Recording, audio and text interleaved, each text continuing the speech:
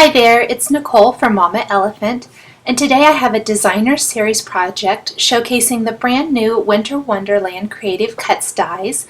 These dies coordinate with the Winter Wonderland stamp set that was released last year. To start my card, I am using the largest stitched rectangle from the brand new Pika Frames Creative Cuts die collection. This is exactly the size of the front of an A2 card, so it's 5.5 by 4.25 inches, and it will die cut specifically to that size, but have that great stitching detailing around the entire edge. Now to stamp the background of my card, I decided to mask off just a little bit of that edge. I didn't want the stamping to go all the way to the outer edge of this piece, but rather just to the stitched detailing line. I'm using the trees from Winter Wonderland stamp set to create a tree background. I'm using some Smoke Simon Says Stamp die ink, and I'm using not only the first generation stamping, which is inking it up and stamping it directly on your paper. That's the first generation. But I'm taking the second generation stamping to give that shadowed effect for depth and dimension. So it's a lighter stamped image that's going to give the illusion of trees in a forest. In this case, it's like trees in a forest in the middle of a snowstorm. That's why I chose the gray inks for this. So the first and second generation stamping with the smoke ink, and then I'm also using the very light Fog Simon Says Stamp ink. And that way I have kind of a whole gradient of color, three somewhat, I say, different shades of gray, but all just shades of gray that give that really nice illusion of this forest that's filled with these really fun birch trees. I decided I needed one more, so I'm stamping off my first generation there on a scrap piece of paper and then stamping that, and I can set all of those pieces aside and get rid of my scrap paper. To create the snowdrifts, the landscape there in the forefront of my card, I need a couple more pieces of paper. I need to die cut that Pika Frames from another piece of white paper, or white cardstock rather, and then I'm going to need a rectangle that is the same size as the entire design, die cut from a sheet of vellum. I love using vellum to help build a scene like this.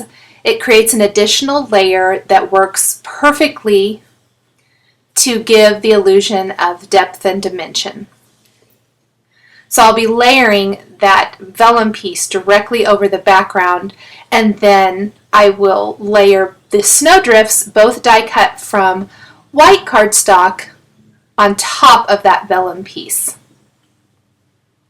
Once I have all of those components die cut, I'm ready to stamp my deer, and I'm going to stamp both the large and small deer from Winter Wonderland on a scrap piece of white cardstock using the Simon Says Stamp slate ink. The slate ink is slightly lighter than a black ink would be, and so I felt like it coordinated much better with the design of my card than black stamped images would in this instance. I'm going to take the coordinating Creative Cuts dies there and die cut both of my deer. The Creative Cuts dies for Winter Wonderland come with both deer images and then the antlers as well that fit on the large-sized deer. But I'm not going to be using the antlers for this particular design today. There is that die. I'm going to go ahead and put it away so I don't lose it. I'm going to be tucking my deer there into the design. I kind of laid them out to make sure I liked how that all looked.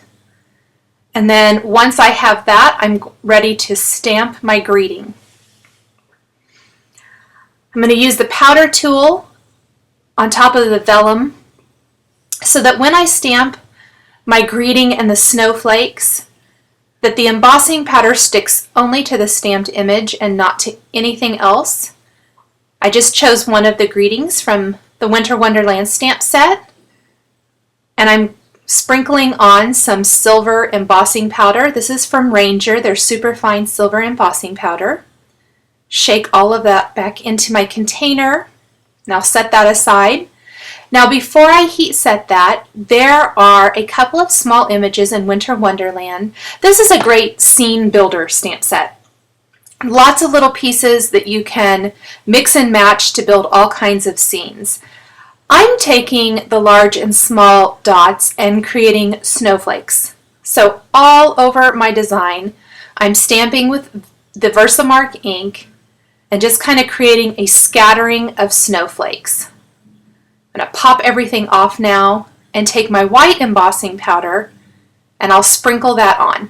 I was fairly careful to make sure that I didn't knock any of that white embossing powder across my stamped greeting since I haven't heat set it yet, which it was fairly easy to do it this way. You could also heat set that and then stamp the snowflakes, but I chose to do it this way this time.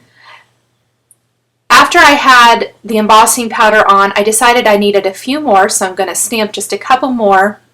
And again, grab my white embossing powder, sprinkle that on, and then I'll take that over and heat set all of those. Now to attach vellum, it can be kind of tricky. I like to hide my adhesive either behind something, and if I can't hide it behind anything, I like to just put it on the very edges. And then with vellum especially, it tends to curl with the liquid adhesive.